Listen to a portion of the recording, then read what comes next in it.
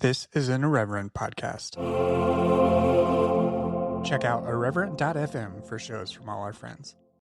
1 Corinthians warned you about the women with a loud mouth, and this podcast is just that.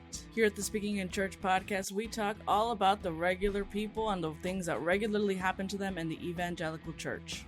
It's a podcast about change, it's a podcast about seeking moral high ground, and it's a podcast for people who are just trying to deconstruct on the safe side. You can listen wherever you get your podcast, and if you want to be a guest, yes, you, regular person, you can be a guest on the Speaking in Church podcast. If you want to come on, just let us know.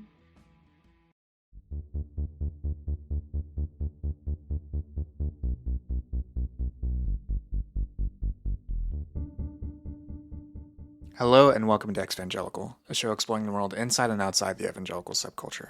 I'm your host, Blake Chastain. My guest today is Jeanna Kadlec, author of the book Heretic, a Memoir. Her book was just published this week, and it is a deeply intimate memoir of her life growing up in and leaving evangelicalism, discovering her queerness, and much more. We talk about the Midwest, about developing spiritual practices after religion, about comics. It's a very laid-back and meandering conversation that I hope you will enjoy as much as I did. You can find Heretic at your local bookstore, and if you want to support this show, you can do so by using the bookshop.org or Amazon links in the show notes. You can also support the show via subscription to my newsletter, the Post-Evangelical Post.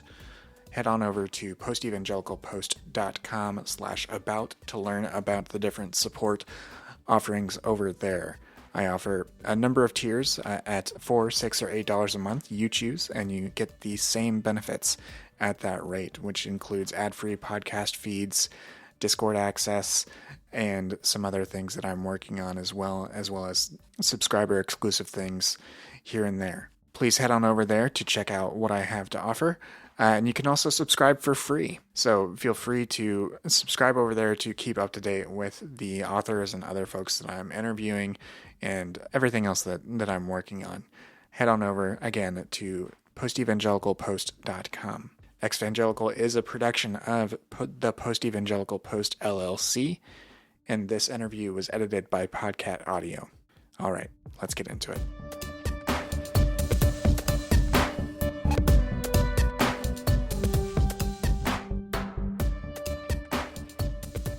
Hello and welcome to Exvangelical. My guest today is Jeanna Kadlec, author of the new book, Heretic, a Memoir. Jeanna has also written for Elle, Nylon, and many other outlets. Jeanna, welcome to the show.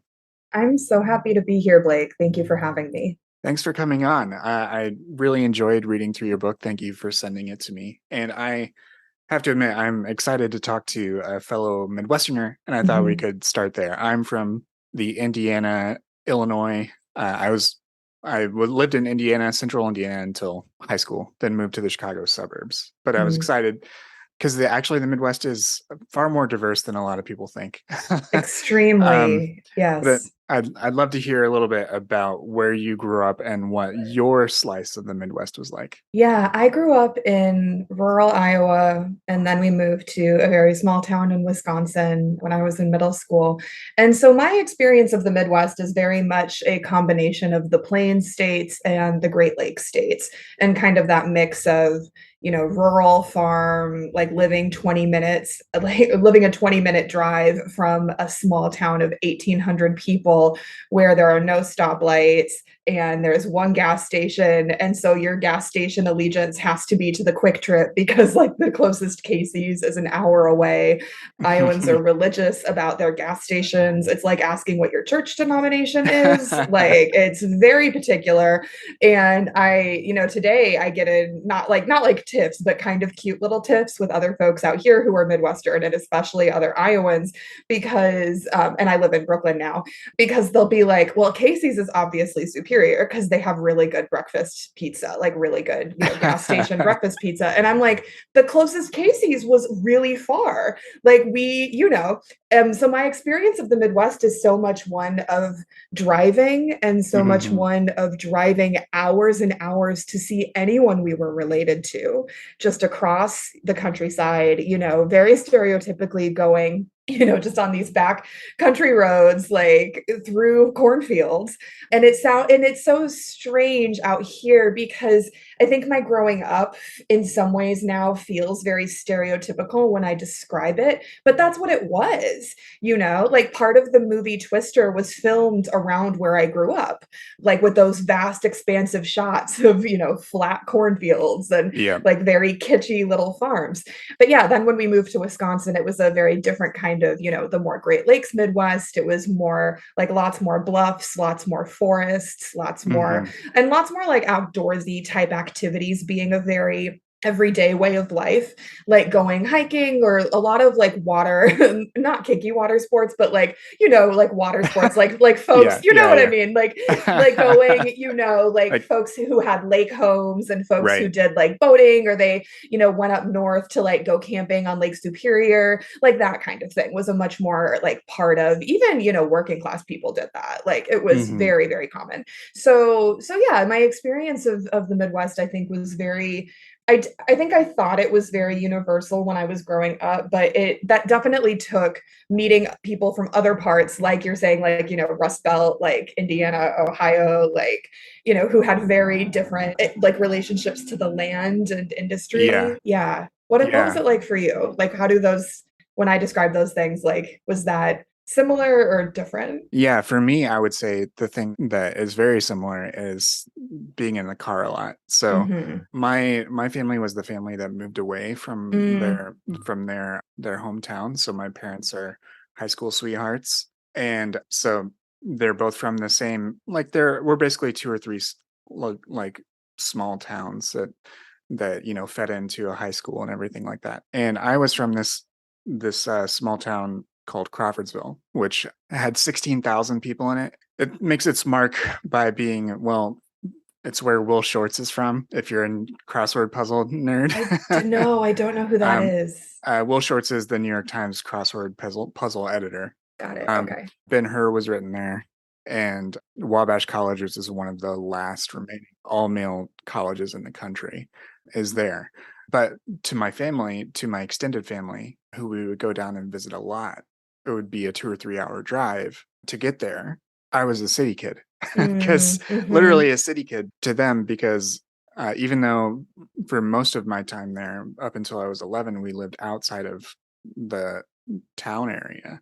We were in a bigger community. Yeah. And actually, Yeah. the interesting thing there was Central Indiana. Like I've um, maybe to some people I have an accent. To me, I feel like I have a pretty, mid Atlantic, or You whatever you don't sound equivalent like you might have an be. accent to me. I don't hear Yeah, it. but my family is from Kentuckiana. My extended family is like, that Mhm. area is actually called, Mhm. Southern Indiana is called Kentuckiana. And I actually saw a TikTok recently that showed that the cultural Midwest is basically like, it made a little line across southern Indiana, and southern Illinois, and Mhm. said that below that line is the beginning of the South. And that, I feel, is like, I have, my relatives identify as Southern, Mhm.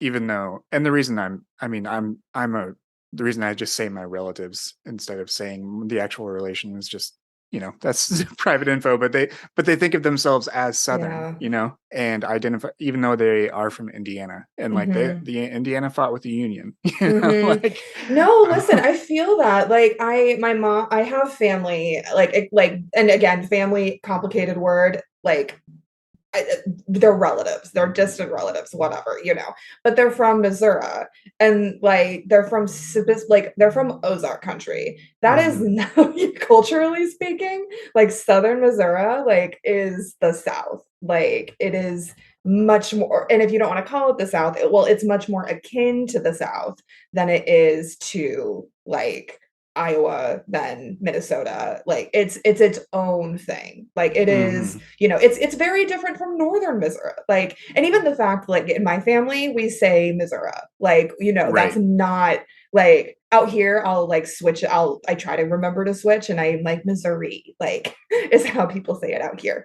But like we don't say that at home. Like, I don't know. There's different like little ticks with right, language and like different right. cultural identifications and yeah. Yeah, yeah. I mean, if I go down if I would go down, to visit family, sometimes even as a kid, I would say things like yonder or reckon, Mm. Oh like my God. if I was there and Yes. and then it would just, become it would be something that you would sort of, it's not the same degree of code switching, but it's a way in which you sort of mirror like Hmm. the language you hear.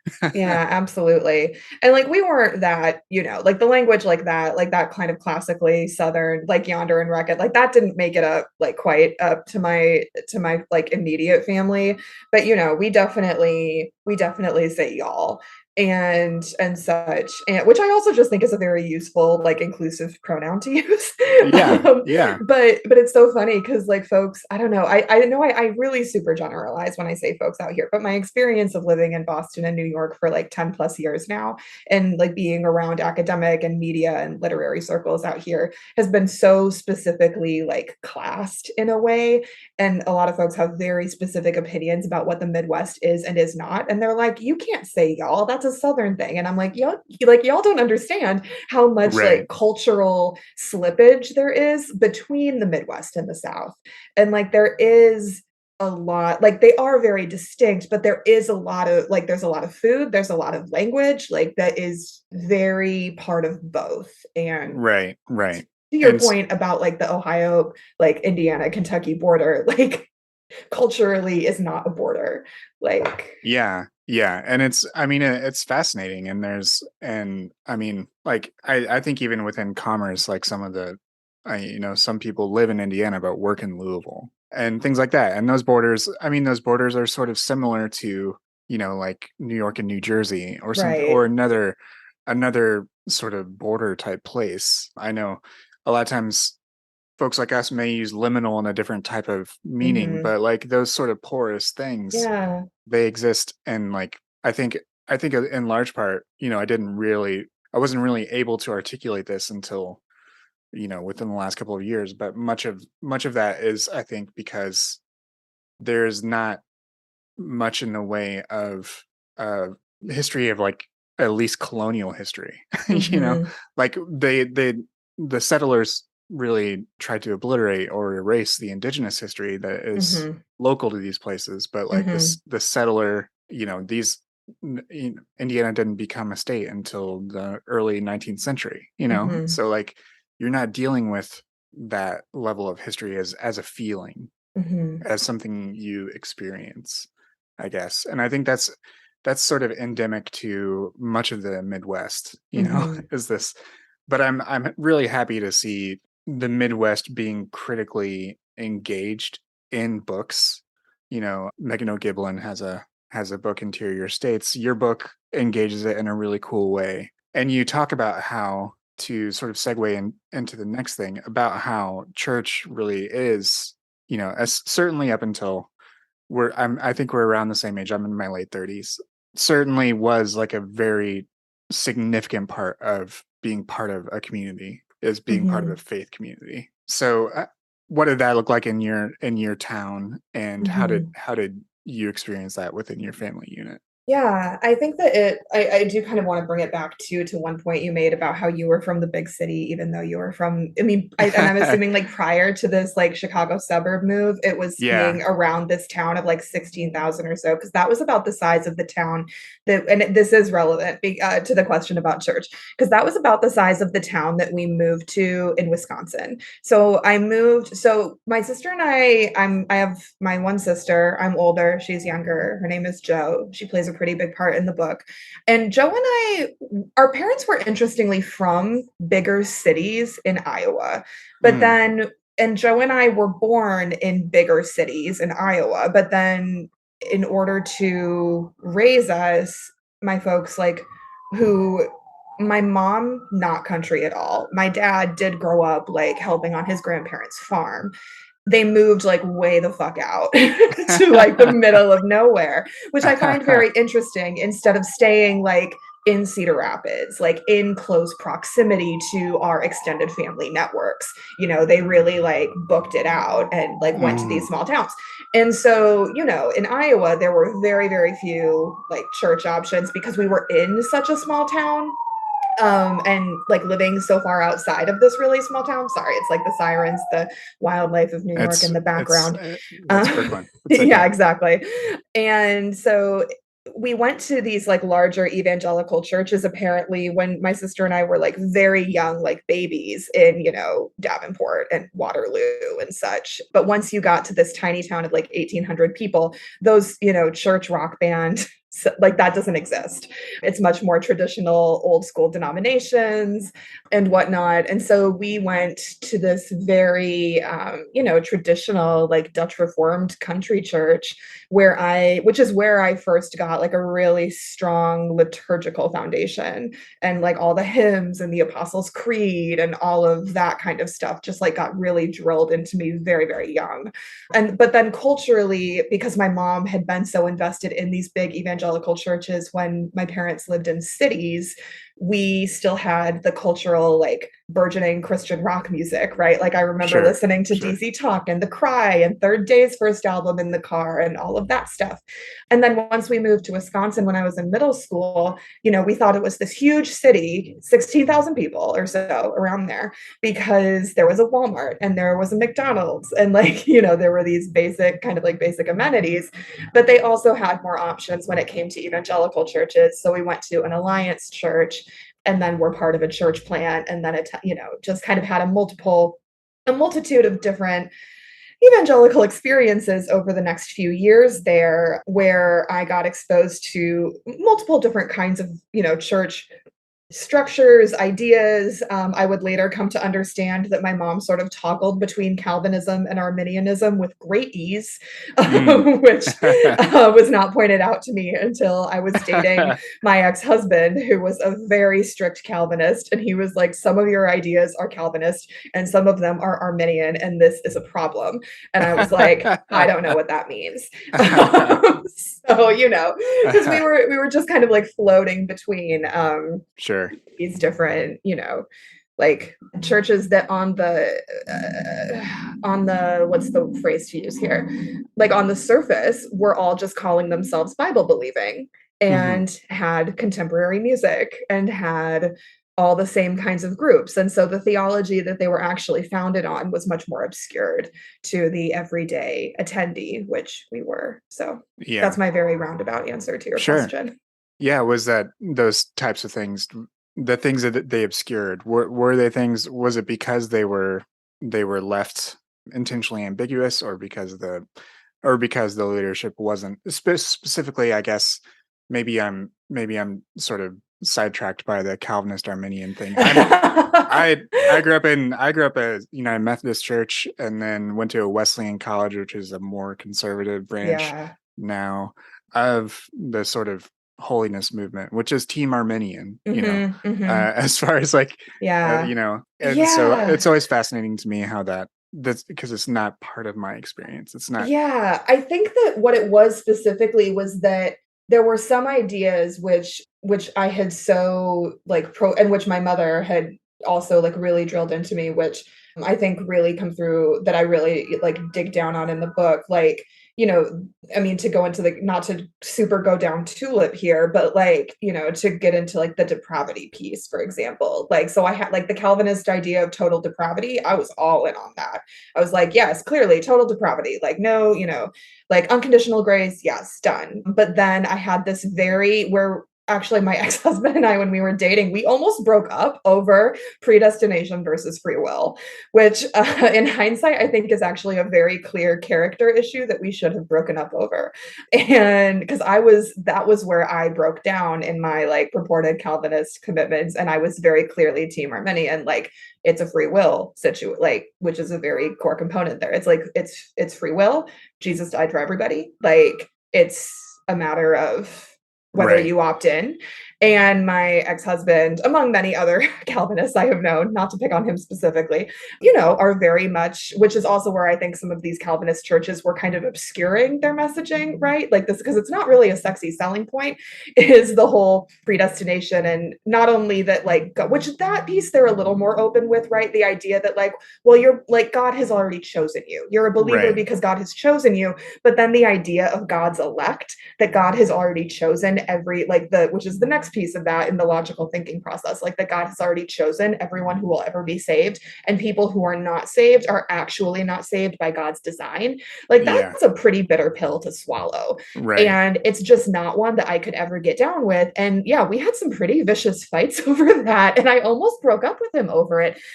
Hindsight 2020. Like, Yeah. I mean, Calvinism feels like theological, like Stockholm syndrome. oh my you're just God. Yes. you're just becoming sympathetic to your captor at that point. And I mean, truly. Yeah. But it's so interesting because like I didn't like Calvinism, Arminianism. I did not know what those words were until I started dating my ex-husband, who was a pastor's son, and like all of his best friends from high school went to Moody Bible and were like pastors in training. And so sure. he was very into theology and explained what all this was to me. And I was like, oh, there's like a theory to what the pastors are doing. That was fascinating to me. That had never dawned on me, that there was like a foundation to it, which felt so dumb and or not to say that, but like it just felt very short-sighted of me in hindsight.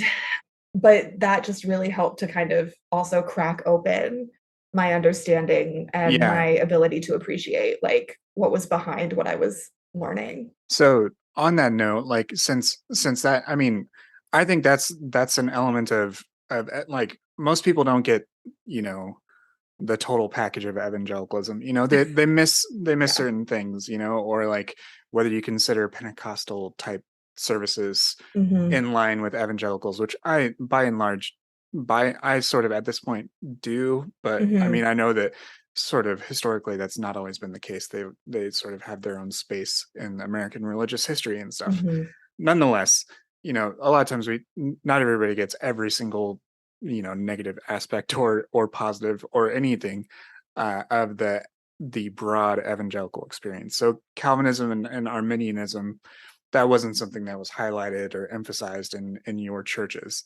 What was at least for the way you share it, it wasn't something that was really addressed from the pulpit explicitly. How did you relate, and how did you feel and understand your faith, like during those adolescent periods or any other periods that you recall in the book, as far as how you related to the idea of faith and what being faithful or being religious or being a Christian meant to you? I think the most important thing for me, and that I imagine is true for a lot of other folks who grew up evangelical, is that having faith and being religious were always stressed as two very different things to me. And and I always understood them to be very discreet. And I always understood that I was a very faithful person and that I had a very strong faith in Jesus, but that I wasn't religious and I didn't want to be religious, because to me, it was stressed so strongly from like pretty much every church we went to, and also by my mother, that being religious was going through the motions and it was doing all the actions but without any personal application. And I was like, I have a personal relationship with Jesus. That's the most important thing. And I go to church because I have a relationship with Jesus, and also because my mom makes me. But like, I liked going. I was that kid who liked going to church. I Right. loved worship. I loved Sunday. I loved school. I loved school. Period. Sunday school was just a different kind of school that I could be good at. Like, you know what I mean? Right. So like, I was really into it, and I felt like I had a really personal relationship with God, which I also like talk about in the book. Like I don't I think it's really hard for me sometimes in exvangelical circles, because I just had a lot of really uncanny, I think what some people might call like supernatural experiences as a child and also as an adolescent. And just a lot of, I don't know, I just always felt really tapped into something other than myself. Whether Yeah. that's God, like the Christian God, or Jesus, who knows? But like, I always felt like when I was talking to Jesus, I I heard someone talking back, and I take that really seriously still. And it felt, so when I ultimately left, it felt like such a loss of a relationship, because I was like, yes, I talk to God and he also talks to me. Like I was that person who was just all in, Yeah. So Yeah. yeah. Actually, I if you're up for it, I would. This is certainly jumping ahead in your story, Yeah, but yeah. I actually think that's a great thing to talk about because I do. A lot of, especially spaces that are primarily online, they can end up becoming reductive, Mhm. or the thing about online spaces is they're presented as communities which they have community elements, but a lot of media scholars call them things that I'm starting to use more often, like the term networked publics. So Mm, like, so these are they can be multiple simultaneous audiences that you're talking to. And so to your point, like sometimes people that leave these spaces and adopt a completely materialist view, to use a really philosophical language about it, and don't substitute or develop any spiritual practices, mhm, that alienates others that maintain that. mhm, So your book is actually really, I think, a great example of the way in which you talk about developing, to use your language, like, even maybe, do you feel like you might be more religious and less faithful now? Or like a way in which mm. you engage a different type of religious or spiritual practice in order to invoke or tap into the same sort of thing that you Yeah, felt. yeah, absolutely. And I will say I've really come around on the word religion. Like, in terms of like what it, I find the resistance to it in evangelicalism ironic because obviously a lot of those folks are profoundly religious and also profoundly faithful, and those they do Mhm. not negate each other. And yeah, I think that these days I would definitely call myself spiritual, but I also am someone who is a highly, just like by temperament, honestly, like just how I live my life. I'm a very like organized, ritualized person. So I do spark to a lot of practices that have those more ritualized components to them, which I think would from the outside look very religious to a lot of people, even if it's not necessarily like organized religion, you know? Mhm. So yeah, I would be comfortable saying that. Yeah, yeah, and that, I mean, I wasn't trying to shoehorn you into a particular thing you didn't want to.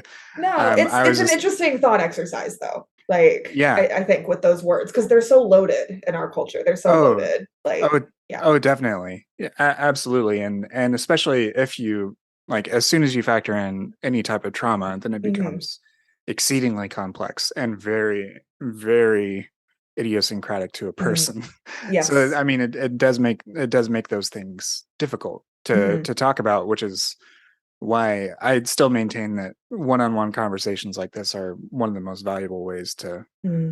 to unearth what it means for you, and in between, in this case, the two of us. So Yeah. Yeah. Would you I, call yourself any of those things these days? Or I'm sort of settling into being a sort of agnostic type of Christian. I don't know. mm, To me, the Christian part actually references more the development of my ethics mm, hmm, than my any metaphysical belief I have. yeah. I feel like agnosticism is the most humble you can be about Yeah. things beyond the human experience. Mm, So to me, it's always leaving the door open to those types of things. But then, yeah. I had formative experiences and teachings that are rooted in Christianity, for better or Hmm. worse. Yeah. And it's not always. Sometimes it also invokes a bit of pain. Like, it touches a tender spot, and sometimes I just have to be okay with that. And that's so. But right now at this stage, I would say I'm agnostic, but accessing those, like, sort of spiritual, the thing I sort of felt that I touched in adolescence, that's not in the cards for me right now, if that makes sense. But I'm open to it for later. It totally does. But I do love like that. Yeah. I mean, just leaving the door open, I feel is, yeah, I don't know. I think that's part of where I came at, like with the very end of talking with the very end of the book and like how I kind of talk about where I'm at right now, because Hmm. I think that's part of, and also like with leaving and everything, it was just really hard to, even though I wanted nothing to do with anything remotely like metaphysical or whatnot for a really long time, I just couldn't shut the door permanently just because of, everything we grew up with and because of those experiences. I was like, I can't. I would be turning my back on a certain kind of knowledge that I've already been exposed to and like something that I already know exists. And even if I don't want to pursue that specifically, like, who am I to say there's not, I don't know, something. Mm-hmm. Yeah. Yeah.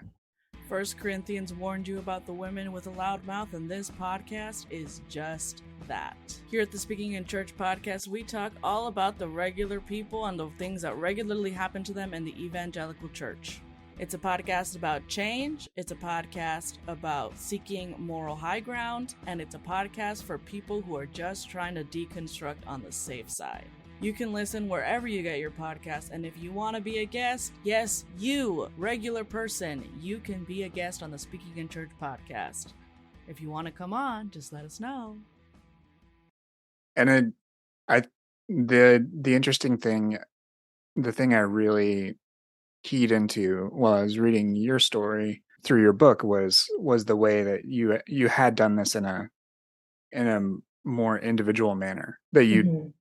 because again, for better or worse, like much of evangelical identity, Mhm. even once you shed it, even once you utilize a term like ex-evangelical or exvangelical to describe part of your experience, I will always maintain that it's not supposed to be as totalizing as evangelical was. Yeah. But it does describe a significant prior relationship you had. And one of the things that you lose is is your sense of community, what real or imagined. Sometimes Mhm. it's both, Yeah. you know, like imagined community is like the Benedict Anderson term for the idea of nations Mm, and things mhm. like that, and the ideas of faiths that connect you to, but your real community is the thing that is local to you and specific to your life. So I really enjoyed that and found a bit of encouragement from it that you continued to really examine and pursue these things, even if it was for your own self-knowledge or for your own edification. Yeah. Could you talk about that and how you sort of continued, not necessarily on a straightforward path, but you eventually discovered things like tarot and other elements of either occult or other types of spirituality?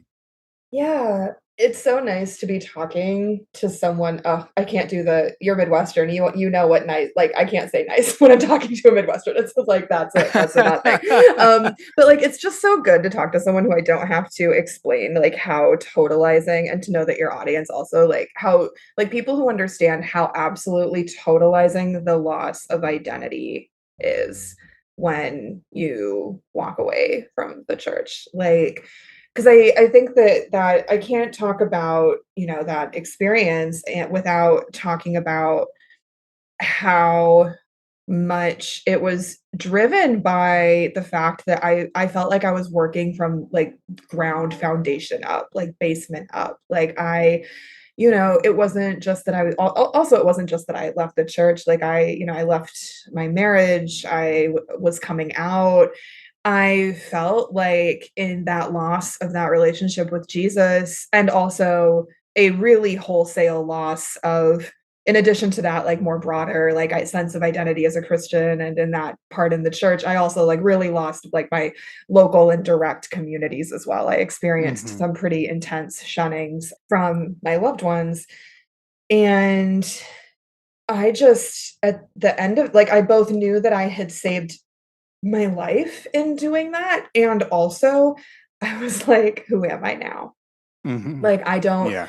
I don't know, which was a very staggering thing to sit with, because I was 25 years old when, kind of the crux apex of all of this, and when I was also coming out of it, I was 25, and I mean, to be fair, I know that, we can kind of be flippant and be like, "What 25-year-old knows who they are?" But I also, I was really, like, emerging from this rubble and had no clue where to start, like, where to turn.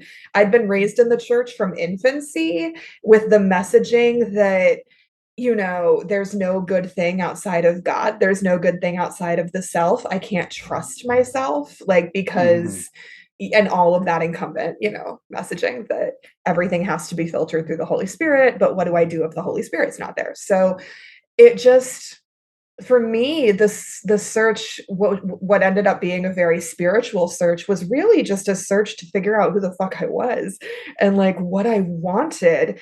And with tarot, it wasn't even so much that I wasn't using them for like even really divinatory things at all, or in what I would consider now to be like more of a way that like psychics use the cards or whatnot. I really just got a deck to be like, I need a way to understand what I'm thinking about. I need a way to process my feelings. I don't know how to journal without talking to God. I needed a mediator. I felt like even though I was trying to figure this out on my own, and I felt like I needed a mediator in some Mm-hmm. ways. And so for a while there, like pulling tarot cards really helped me to just kind of reflect back to myself what I was thinking. And it helped me to start that process of journaling through and writing through the very basics of, sorry, I don't even know if I'm answering your question anymore, but No, like no, no. You are. like You definitely are. it helped me to start to just process what and articulate what I wanted outside of Christianity, what I wanted outside of a marriage, what I wanted outside of a sky god dictating everything to a pastor or a father or a husband, and what I wanted in a world where I wasn't inherently sinful. And it was a really integral part of my healing process ultimately. Like I was doing that concurrently with talk therapy, with a really rich like group of friends from graduate school who had rallied around me at that time, with being on antidepressants for the first time in my life, which like, ooh, that helped, like Mm-hmm. majorly. So, it wasn't just that. I was also integrating other tools, which were so helpful and necessary for my healing, but tarot was really kind of the gateway into helping me figure out just who I was again. And I really kind of like ebbed and flowed with how much I used my deck, but it was definitely a foundational part to helping me on that just like road to recovery. Yeah. And yeah. Yeah. Yeah. That's fascinating. And to build on what you were saying earlier about how you sort of felt like you were starting at that sort of base level, which I think is a common but no less difficult Mhm. experience, Absolutely. that people go through when they have left a high demand religion Mhm. like white evangelicalism or similar evangelicalisms or other types of high demand religions. Mhm. There was one quote that really stuck out to me in your book. You write that, quote, self-abnegation is the foundation of purity culture Mhm. and evangelicalism itself. And I mean, this is a former insider show, so I'd love for you to talk about that more and what you wrote about there, because I think that really ties into a little bit later. You say this is the end game. Christianity builds a prison inside a person, and I think that speaks to the type of Christian messages that people internalize, whether or not anyone else in their family knows that it's happening, Yeah. which is a really strange thing to have happen. But it's something that you internalize, and it made that line about the prison made me think about there's a line in the Sandman graphic novel or the Sandman series Yeah. near I won't say where it is because there's Okay. a Netflix show now. I haven't read it yet. It's also on my shelf. It's like I've had it on my shelf to read for years, and now there's a show, and I'm like, God damn, like, Yeah, no, I mean it's a fantastic story for people who are like exploring, new mythologies. It essentially functions as a meta mythology. I could mm. totally nerd out on this. Um, it's very, very good for people that leave a very strict black and white place and enter a world of color. There is a line in that story where someone says, "I have no liking of prisons." Mm. Sometimes I think that we build them ourselves and back into them unaware. And Wow. I'm paraphrasing it, but that's Yeah.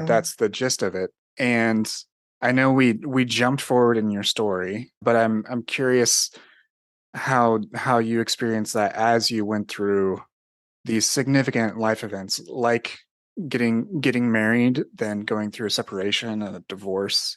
What it what that sort of the sorts of things you had to unlearn, that sort of Mhm. self-abnegation. Yeah. That's such a thoughtful question. I also am totally, like, thrilled that we're kind of jumping all over the place because this is how I talk anyway, so I'm like, Yeah. "Yes, we're going for it." I love it. Yeah. Um, These are great. I love it when conversations happen do yeah, this but, as well. So. oh my god, the self-abnegation piece is, I think, was such a thing when I was working on this book because honestly, the first few, so it goes chronologically, right? But the later chapters get much more, not in that they're non-linear, but in they're a little more deconstructed, as it were, and they're a little more playful with structure, and they just are a little, I think they're a little more flowy, and they're much more representative of how I think now. The first few chapters, which deal mostly with my childhood and adolescence and like describing being in the church and talking about purity culture and describing what that self-abnegation was like, those chapters were so hard to write. In part because it meant like going back and being like, well, okay, how was I functioning at, how did I have this self-conception of myself as being a good Christian? And it really meant looking it in the face and being like, oh, I was really good at denying myself. Because what being a good Christian was for a teenage girl was self denial. It was entirely predicated on self denial. Mhm. And there is, because there's no even action involved necessarily. It's just, it's based on what you don't do. It's based on how invisible and small you can make yourself. It's based on how little you tempt your brothers. It's based on how much you want to submit and be a carpet. It's based on this complete sublimation of self, the taking up of space, the honoring of will or desire. Those things are sinful, right? Because it's like you have to want what God wants for you, but what God wants for you is to not is to not actually want anything. Um and To question your desires at all times. at all times. And so, like, going back into that space was really, yeah, it was a time. In terms of how those things showed up with the marriage, I think, and the leaving, honestly, like, and I go into this in the book a fair bit. Like, I think that the primary way that it immediately showed up was, like, frankly, like, in our sex life, and it was in how much it was really immediately, and through no fault of his initially, later on more so, but like, and I just didn't want to be having sex. And which in hindsight is very clear as to why, but I didn't like it. I didn't want to be doing it. And it was incumbent, in order to be a good wife and to be faithful to God and also to what my husband wanted, that I deny what my body was telling me and what my mind was telling me and what my heart was telling me, and that I just do it anyway. And that I just, because what being a good Christian wife is again not like what honoring your body, like honoring your body is not being a good Christian wife. If honoring your body is telling your husband no, was what my experience in my marriage was, which it turns out is actually just not a good relationship. Like, I've talked to so many straight people since then who their level of horror at that is extreme. Like, so Right. yeah. Yeah. And that's not. Yeah. That doesn't. Like, you're I like, mean, yeah. there's no the excuse me. The orientation of the people involved should not affect the presence of consent. Hmm. Or respect or any Right. such. But yeah, I think that's Right. probably Right. the absolute biggest way that it showed up for me in my marriage, like pretty early. Yeah. Hmm. And it seemed like you were also just processing. Well, you were newlywed in graduate school, Hmm. which does mirror my lived experience to a degree as well. But I would imagine that based on the types of things that you were studying, that led to probably some cognitive dissonance and some social mismatches or like,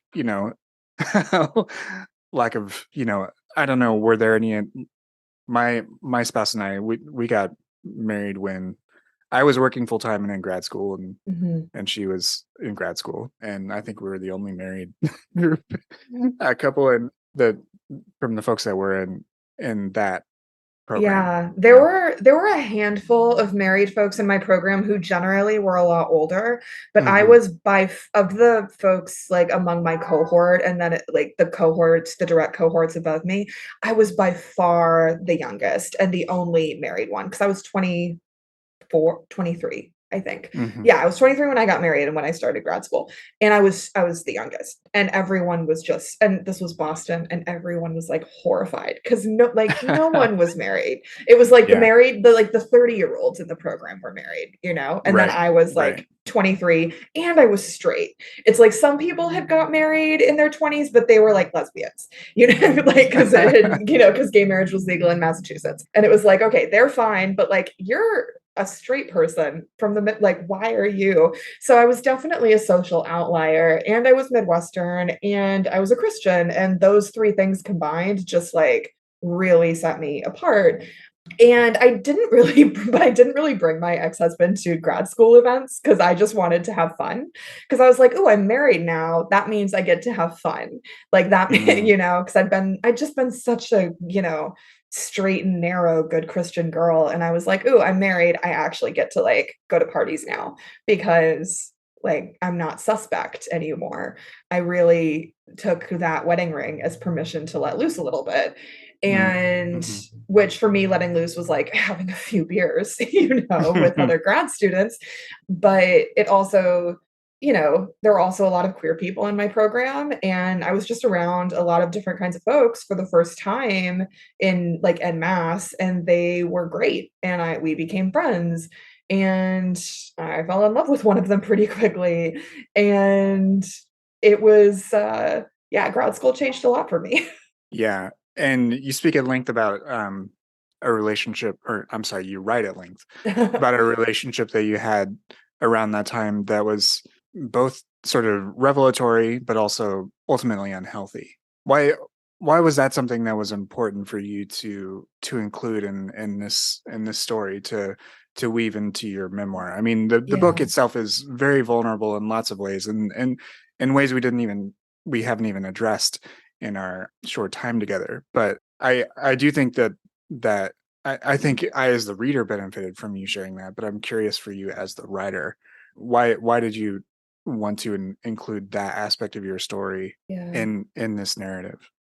Yeah, so I was very good friends with one woman in my grad program, and it took me a minute to like a solid year of being friends to realize that I was just totally in love with her, which sparked the sort of unraveling of my, realizing I was gay and incumbent mental health crisis, ultimately got divorced.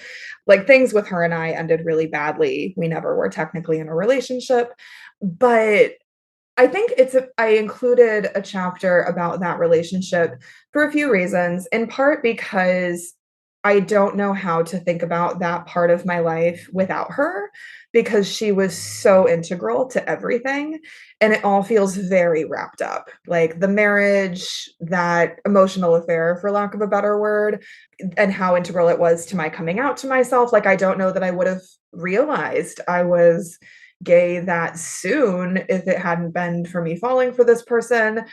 And also, I thought it was really important because I think that it complicates and also it allows me to take more responsibility for like my end of how things went, like ultimately ended badly in my marriage.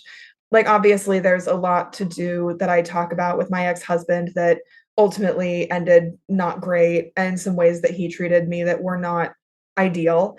And I was also having an emotional affair. And I think that that's really important to say and to include.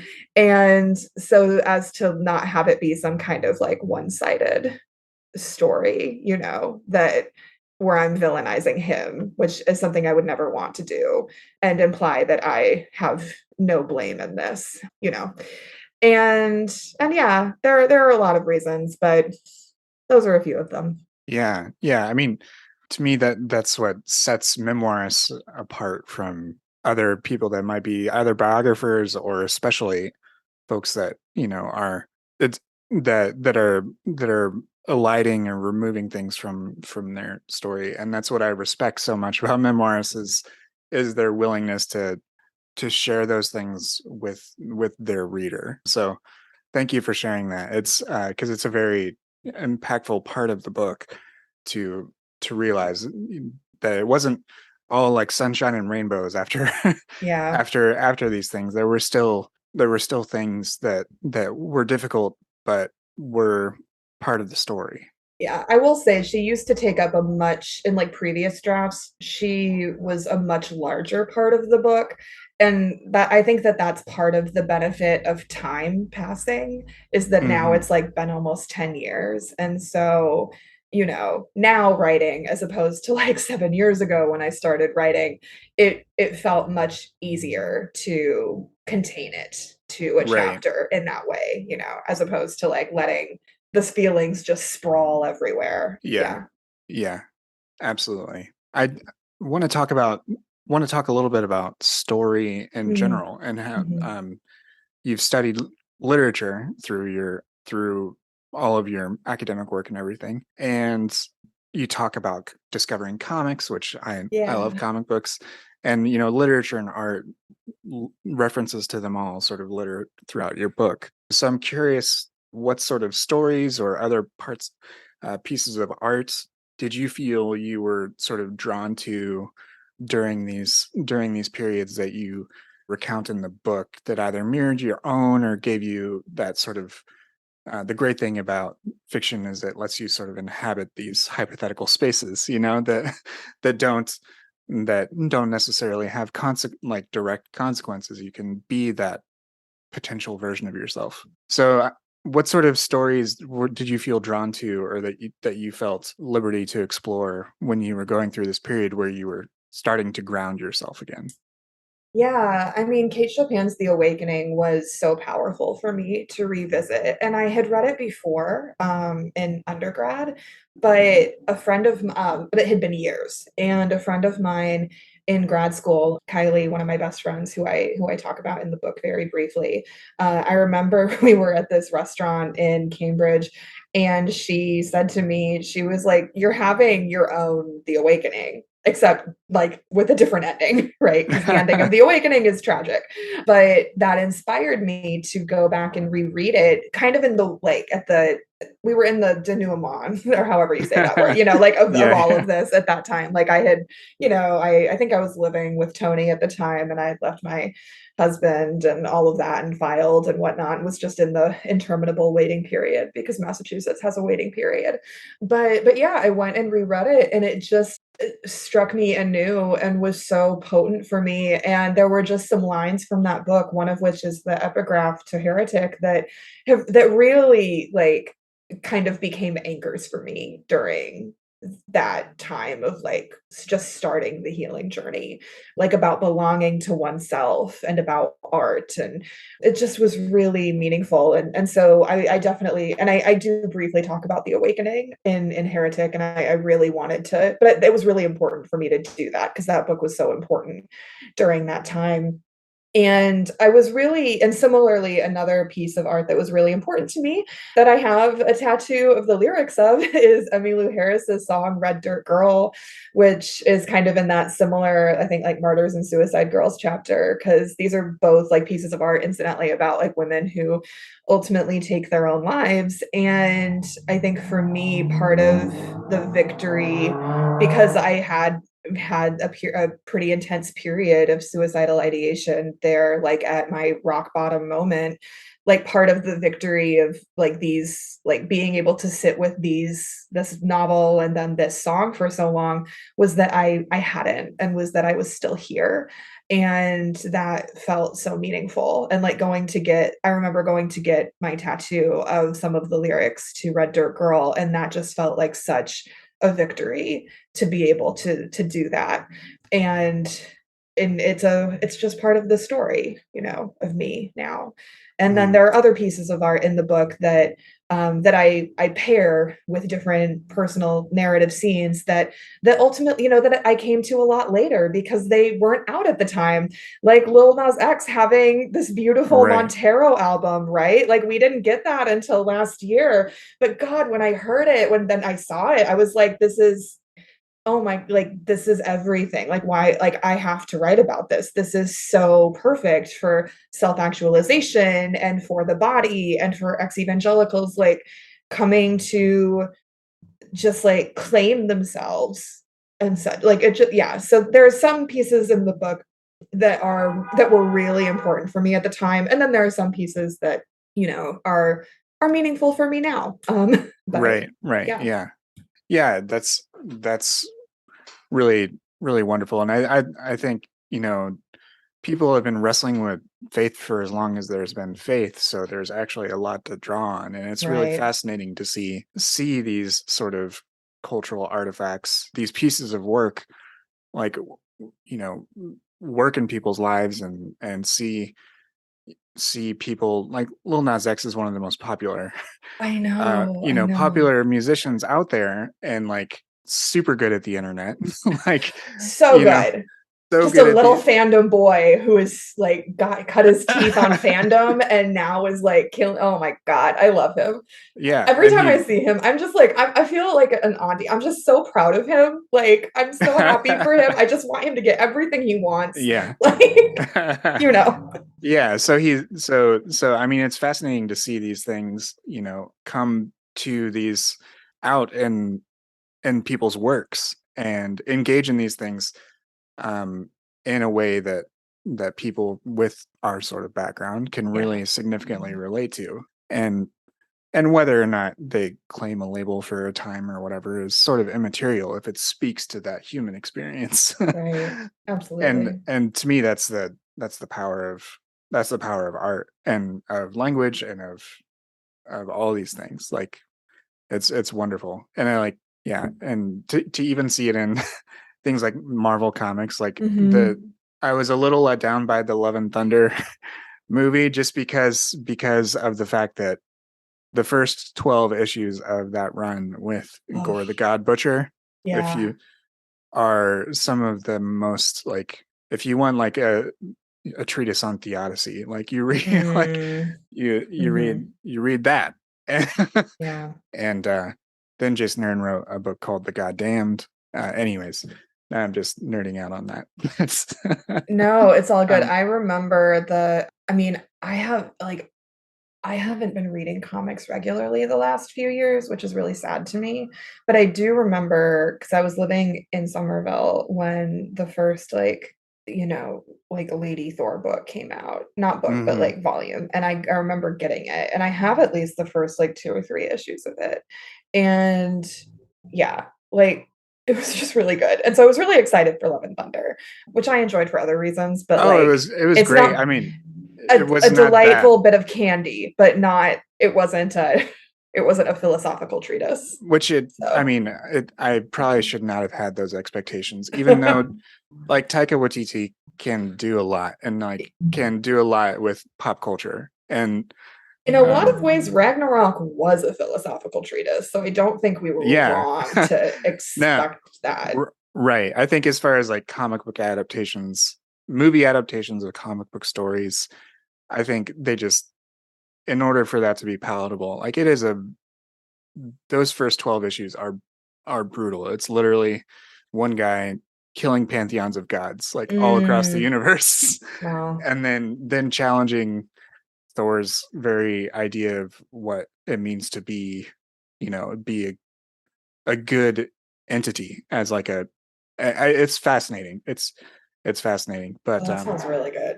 anyways, that's why I love when these things infect art, because again, or inform art rather, Hmm. because they give us that space to explore. And Yeah. that's, I think your book also fits that as well, in that I think there will be many people who pick this up in the coming weeks and months and years and find a bit of their story there. And I think I'm just very excited that these types of stories continue to make it to market. Me You know, too. as far as, like, yes, it is a business, it is an industry, but for these books to continue to reach shelves is really encouraging, and I'm really glad to have read yours and to have had a chance to read it Thank and you. to talk through Thank you. And I'm so excited for your book. it. Like, truly, we need more of these in the world. And I mean, not to say like, especially with everything that's happening in the country, because like it has been happening, it will continue to happen. But I think Yeah, these narratives also really help folks make folks both from, who grew up in the church or who have been involved in the church, but also help people who are outside of it to make sense of what's happening. And it helps give right. language and perspective to the framework that informs so much of daily life in America. Yeah, yeah. We can act as interpreters in that regard, or Mhm. translators, Yeah. which I think is somewhat of an undersung skill. A But weird kind of missionary in a way. Like, that's right. Yes, yes, absolutely. Well, Gina, thank you so much for spending some time with me to talk about your book and all sorts of other stuff. Where can people find your book? And if you have any upcoming recent things in the next few weeks that you want to plug, please feel free to do so.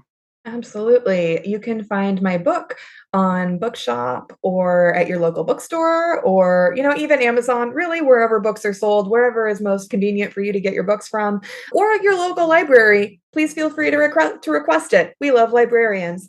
And I'm on Twitter and Instagram at Jeanna Kadlec. Gina, thank you very much for joining me today. Thank you so much, Blake.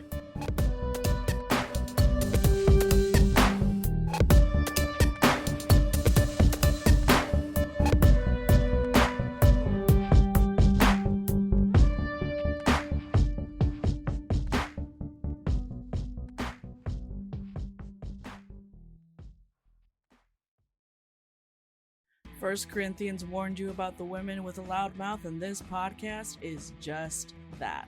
Here at the Speaking in Church podcast, we talk all about the regular people and the things that regularly happen to them in the evangelical church. It's a podcast about change, it's a podcast about seeking moral high ground, and it's a podcast for people who are just trying to deconstruct on the safe side. You can listen wherever you get your podcast, and if you want to be a guest, yes, you, regular person, you can be a guest on the Speaking in Church podcast. If you want to come on, just let us know.